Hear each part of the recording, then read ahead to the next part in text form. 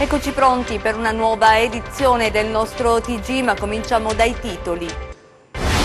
4 morti in meno di 24 ore sulle strade calabresi, vittime degli incidenti stradali a Montalto, Guardia Piemontese e Colosimi. Oggi lutto cittadino a Montalto Uffugo. Una settantenne affetta da Alzheimer lasciata sola in auto sotto il sole cocente a Isola Caporizzuto, l'anziana salvata da alcuni passanti, denunciata coppia di badanti. Operazione riuscita all'Annunziata di Cosenza per il ciclista Domenico Pozzovivo, investito da un'auto mentre si stava allenando a Di Pignano. L'atleta alla moglie: oggi hanno messo fine alla mia carriera. 4 incendi in meno di un mese nelle strutture religiose della Madonna del Castello a Castrovillari. Il sacerdote lancia l'appello ai piromani: convertitevi. 1000 lumi nella notte di Morano, uno dei borghi più belli d'Italia, successo per l'iniziativa che ha attratto nel centro del Pollino turisti e visitatori. Ben ritrovati dalla redazione del TG10. In apertura ancora il lutto e il sangue provocato dagli incidenti stradali, 4 vittime in meno di 24 ore nella provincia di Cosenza, gli incidenti mortali a Montalto Uffugo, Guardia Piemontese e Colosimi, e oggi proprio a Montalto il lutto cittadino. Vediamo. Oggi a Montalto Uffugo è il giorno del dolore. L'intera comunità del centro alle porte di Cosenza si stringe attorno ai familiari delle 2 vittime della strada, giovani vite spezzate all'inizio della settimana di Ferragosto in 2 terribili incidenti. Il sindaco Pietro Caracciolo ha proclamato per oggi il lutto cittadino. L'amministrazione comunale ha ritenuto opportuno proclamare il lutto cittadino e sospendere tutti i festeggiamenti che erano previsti per Ferragosto, per la festa patronale di Montalto. Era giusto dare maggiore risalto alla solidarietà per il dolore che hanno subito i familiari delle 2 vittime. Saracinesche dei negozi abbassate nel giorno dell'ultimo saluto, un segno di rispetto e di vicinanza per le famiglie e gli amici delle giovani vittime. Il primo drammatico impatto ieri alle prime luci dell'alba sulla A2 del Mediterraneo, costato la vita ad una giovane promessa del calcio, Marco Calderaro. Aveva 20 anni appena, era a pochi chilometri da casa, ma poco prima dello svincolo per Montalto Uffugo ha perso il controllo dell'auto schiantandosi contro il guardrail. Un giovane molto conosciuto e apprezzato negli ambienti calcistici, in forza alla squadra della Morrone, era pronto per firmare con il Real Sant'Agata. Marco sin da bambino sognava di diventare un calciatore, un bravo ragazzo che ha lavorato duramente per realizzare il suo sogno, ma la sua vita si è fermata in una calda mattina d'estate. La sua morte ha lasciato tutti sgomenti, ma quella di ieri è stata una giornata terribile per Montalto Uffugo. Nel pomeriggio un altro incidente si è verificato sulla strada tra Vaccarizzo e Parantoro, lo scontro tra un'auto e una moto. Il Centauro, un 39enne, è morto sul colpo. L'uomo al volante dell'utilitaria è stato trasportato all'Annunziata di Cosenza, dove si trova ricoverato in gravissime condizioni. 2 giovani montaltesi morti in un lunedì tragico sulle strade calabresi, una vittima anche a Guardia Piemontese, anche in questo caso lo scontro tra un'auto e una moto. Ad avere la peggio il motociclista, che è morto sul colpo. Domenica sera invece a Colosimi, in un altro terribile incidente, ha perso la vita un 30enne di Soveria Mannelli. Un bilancio pesantissimo dunque, in meno di 24 ore, 4 le vittime della strada. Dramma sfiorato alle Castella, siamo nel Crotonese, frazione la Castella di Isola Caporizzuto. Una donna affetta da Alzheimer è stata lasciata da sola, chiusa in macchina, parcheggiata sotto il sole. La donna è stata salvata da alcuni passanti, sono stati denunciati i suoi badanti, un romeno e una donna moldava. Sentiamo. Chiusa in auto sotto il sole cocente, tragedia sfiorata a Isola Caporizzuto, dove una settantenne affetta da Alzheimer è stata soccorsa dopo essere stata lasciata nella vettura da 2 persone, probabilmente i suoi badanti. I 2 erano andati al mare e prima di scendere in spiaggia hanno chiuso la vettura con all'interno l'anziana di cui avrebbero dovuto occuparsi. Nell'abitacolo una temperatura infernale. Ecco nelle foto di CR News la zona di Le Castella dove si è verificato il fatto. La donna della provincia di Varese faceva fatica a respirare. È stata annotata da un poliziotto che si trovava in vacanza con la famiglia. L'uomo si è subito reso conto del pericolo e così ha immediatamente dato l'allarme. In attesa dell'ambulanza è riuscito, con l'aiuto di un passante, ad aprire l'auto senza rompere il vetro per evitare che i frammenti potessero ferire la donna. In poco tempo decine di persone si sono avvicinate alla macchina per prestare le prime cure alla settantenne e successivamente è giunta sul posto anche un'ambulanza della Misericordia di Isola Caporizzuto.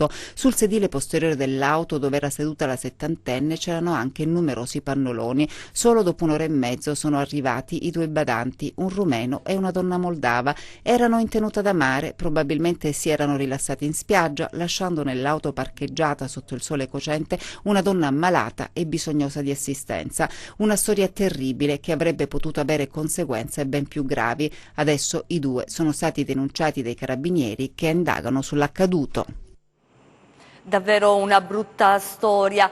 Ci spostiamo a Castrovillari perché 4 incendi in meno di un mese hanno colpito bersaglio proprio dei piromani delle strutture religiose della Madonna del Castello. Il sacerdote lancia l'appello a questi che definisce senza mezzi termini malviventi e dice: convertitevi. Il crepitio delle fiamme è nitido, le immagini però non restituiscono l'odore acre del fumo e il caldo insopportabile, la paura attorno alla casa d'accoglienza del santuario Santa Maria del Castello a Castrovillari. L'incendio, il quarto in meno di un mese, ha minacciato la struttura religiosa. È stato lo stesso parroco, Don Carmine De Bartolo, a postare queste immagini sulla sua pagina Facebook. Le fiamme che arrivano al cancello d'ingresso, devastando il terreno circostante, e solo grazie al tempestivo intervento dei vigili del fuoco non si registrano danni e feriti. Il sacerdote non ha dubbi, il santuario è bersaglio dei piromani, troppo frequenti gli episodi, il clima è teso e ci sono molte domande: chi e soprattutto perché? Si tratta di locali in cui i poveri, gli invisibili, trovano assistenza. La carità è davvero fuori moda, una domanda imbarazzante insieme al disorientamento per un gesto almeno apparentemente inspiegabile. Don Carmine ha risposto alla difficoltà in attesa lanciando un appello agli autori degli incendi dolosi. Lo ha fatto con una veglia di preghiera. Nell'omelia della domenica non ha esitato a parlare di persone che hanno perso qualsiasi dignità umana, a denunciare quelli che ha definito gesti criminali. Nel finale l'esortazione alla conversione e alla purificazione delle coscienze. Resta il timore e il nero della terra in un'estate che da queste parti ha poco di spensierato. A Vibo adesso per parlare di sviluppo, l'amministrazione comunale punta sul porto di Vibo Marina per creare nuove prospettive di crescita economica in città. Vediamo. La nuova amministrazione comunale insediatasi a giugno intende riorganizzare le linee di sviluppo della città di Vibo Valentia partendo da un preciso punto di riferimento, il porto, che a giudizio del sindaco Maria Limerdo costituisce la principale infrastruttura della città e per questo dovrà ricevere massima attenzione e particolare priorità nella convinzione della sua portata strategica e baricentrica. Con queste premesse sono state avviate le procedure per la realizzazione in via permanente del tavolo programmatico comunale del contratto istituzionale di sviluppo che presiederà personalmente il sindaco Maria Limerdo. L'idea è quella di realizzare non solo una grande occasione in termini di programmazione e di progetti integrati di sviluppo del territorio, ma soprattutto una sede ideale e naturale all'interno della quale inserire il porto di Vibo Marina quale punto di riferimento e snodo di sviluppo di tutto il territorio per una pianificazione strategica e di governance anche a livello regionale. Ovviamente non si dovrà procedere in maniera isolata, ma sarà necessario attuare collaborazioni sinergiche con i principali attori e protagonisti dello sviluppo del territorio, primo fra tutti i livelli istituzionali interessati come la Camera di Commercio e l'Associazione degli Industriali, ma anche le associazioni di categoria, i sindacati e le associazioni di cittadini che operano al servizio del territorio, in modo che tutte le risorse siano indirizzate verso la realizzazione di un'unica grande infrastruttura che vada nella direzione e nella logica di attrarre i necessari investimenti. Le altre notizie di cronaca nelle nostre brevi.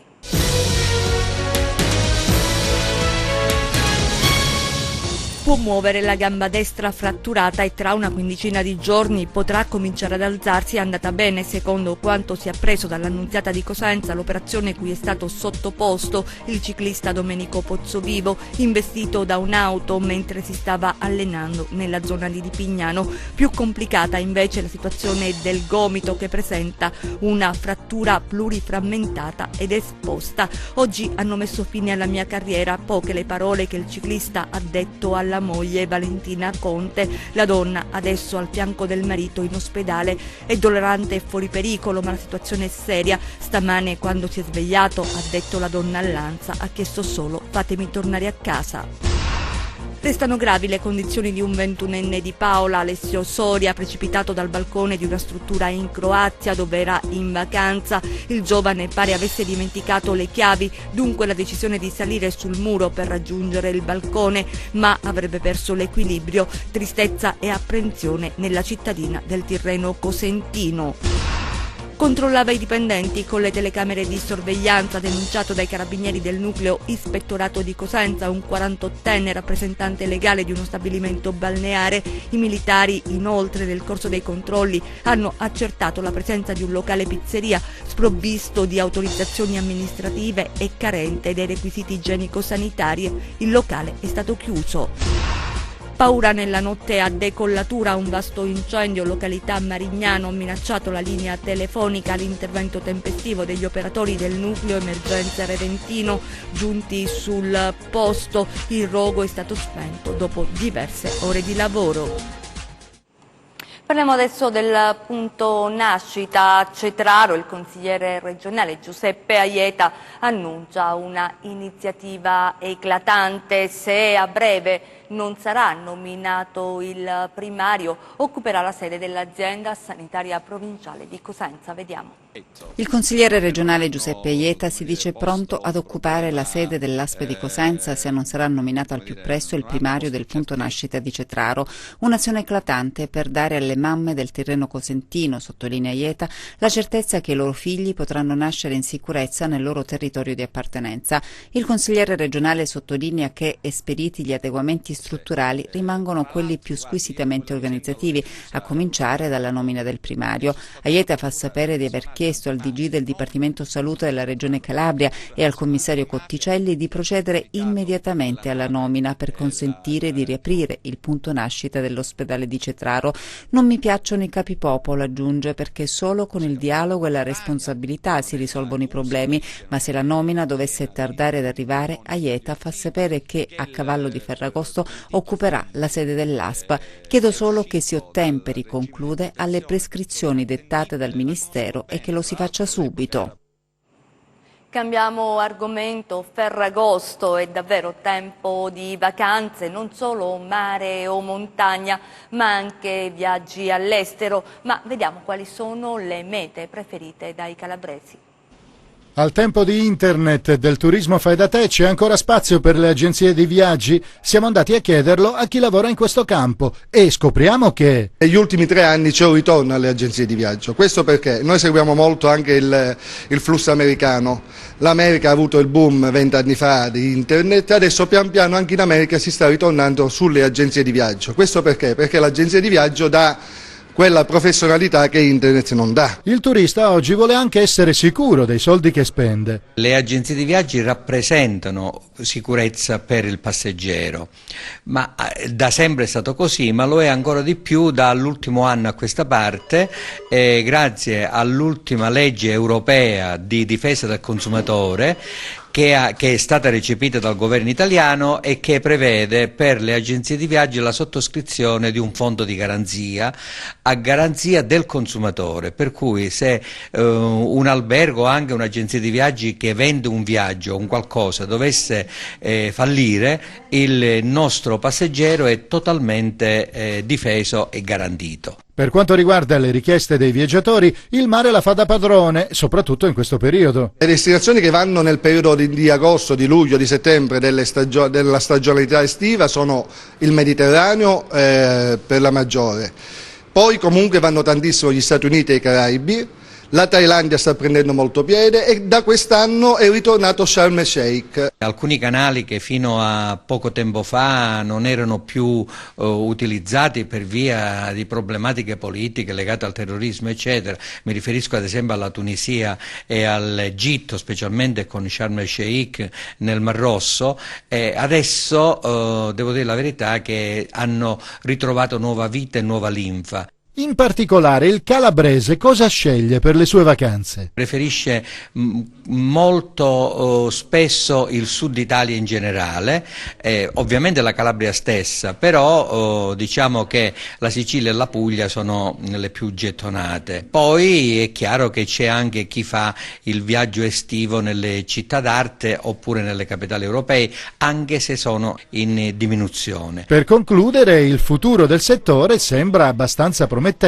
Io vedo un futuro roseo, noi seguiamo molto l'America, proprio come Europa seguiamo l'America. In America stanno ritornando tutti nelle agenzie di viaggio. E adesso ci occupiamo delle iniziative dell'estate a Morano Calabro, 1000 lumi nella notte. Morano, sapete, è uno dei borghi più belli d'Italia, successo per l'iniziativa che ha attratto nel centro del Pollino sia turisti che visitatori. Vediamo. 1000 i lumi utilizzati per colorare e illuminare un percorso affascinante e suggestivo tra i vicoli medievali di Morano Calabro, borgo più bello d'Italia e bandiera arancione, nella Notte dei Lumi, evento ideato ed organizzato dall'Associazione San Nicola in collaborazione con la locale amministrazione comunale. Ormai la Notte dei Lumi è diventata patrimonio della comunità moranese e rappresenta un momento importante del periodo estivo. Di questo devo essere riconoscente e grato all'Associazione San Nicola che si è adoperata e continua ad adoperarsi per rivalutare una parte bellissima di Morano, ma devo essere ancor più grato a tutti gli abitanti di San Nicola che partecipano a questo che è un momento importante e da quest'anno lo diventa ancora di più per il lavoro svolto dall'Associazione San Nicola, ma anche per la partnership dell'amministrazione comunale che consente di far vivere questa notte all'interno del circuito delle bandiere arancioni e dei borghi più belli d'Italia. La Notte dei Lumi, che ha illuminato il quartiere di San Nicola attorno all'omonima chiesa, da 3 anni raduna curiosi e visitatori attorno ad un evento che ha saputo ritagliarsi il suo spazio attrattivo nel panorama degli appuntamenti estivi del Pollino. L'obiettivo è quello di valorizzare una parte del borgo che è il rione San Nicola, che fa parte di questo borgo bellissimo che è Morano, tutto per intero. L'obiettivo è quello di valorizzare non solo gli spazi urbani, architettonici, che sono in via di desertificazione, se possiamo usare un termine che si sta usando in questo periodo, ma soprattutto per puntellare quelli che sono i rapporti umani tra coloro che sono rimasti a vivere in questo pezzo di borgo e lo si fa attraverso un'iniziativa che da 3 anni mira in modo semplice, non originale perché altrove fanno delle iniziative simili, ma che vuole mettere in risalto un po' dei particolari di un borgo che solitamente oggi non vengono più visti. Ad animare la passeggiata tra i vicoli medievali diversi artisti.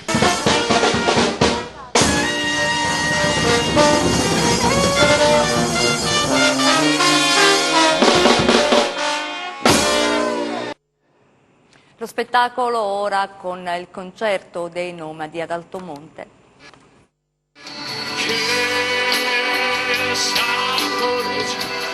La 32esima edizione del Festival Euromediterraneo di Altomonte, dedicata alle generazioni culturali, ha ospitato in Contrada Casello, in occasione della Festa della Terra, il Concerto dei Nomadi, una delle band più longeve e importanti della musica leggera italiana. Il Casello rappresenta una realtà che storicamente è un'area concerti. Quest'anno tornano i Nomadi e per noi è un grande onore ospitarli dopo 10 anni nella cultura popolare, nell'idea del Festival 2019 dove la generazione culturale e i Camilleri rappresentano il nostro punto di riferimento. i nomadi sicuramente per quello che riguarda la cultura popolare musicale rappresentano per il festival un grande valore aggiunto. Ecco perché abbiamo voluto questo momento particolare, che è un momento che va oltre anche gli aspetti estremamente musicali ma anche gli aspetti sociali. Dopo 5 anni ritorna il grande pubblico in Contrada Casello.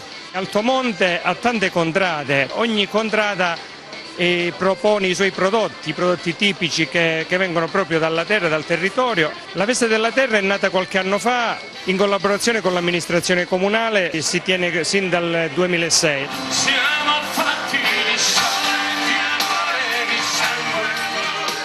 Nel lungo spettacolo musicale i nomadi sul palco hanno proposto pezzi inediti del nuovo album, ma soprattutto quelli immortali cantati a squarciagola da un pubblico di fan in delirio.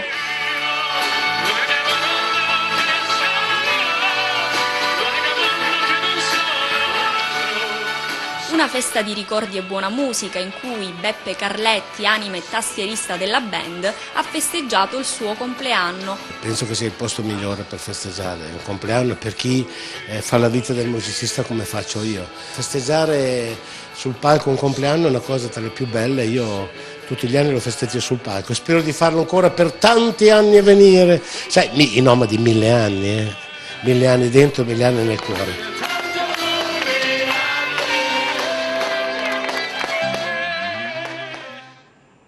Lo sport con la nostra rubrica dedicata al calciomercato. Le necessità che si incrociano con le prime difficoltà stagionali. Il calciomercato del Cosenza può regalare anche un laterale di piede mancino a Braia, oltre al centravanti e al centrocampista. Ampie valutazioni in corso a partire dai contatti recenti per Jerin Bakogu e al gradimento espresso ormai in tempi non sospetti per Maciac e Bianco. Il Perugia non molla la presa su Benali, gli umbri stanno preparando una proposta definita sontuosa dai ben informati per convincere il Crotone a privarsi del suo gioiello. Il Catanzaro ha finalmente trovato l'estremo difensore in grado di dare sicurezza al reparto, manca solo l'ufficialità per l'arrivo di Di Gennaro tra i pali. Per Maita c'è la Salernitana, la Regina si riprende Di Francesco e affonda per Orlando dopo i tentennamenti di Laverone e Tait e prepara il botto davanti dopo il no di Bentner. E chiudiamo con le previsioni del tempo.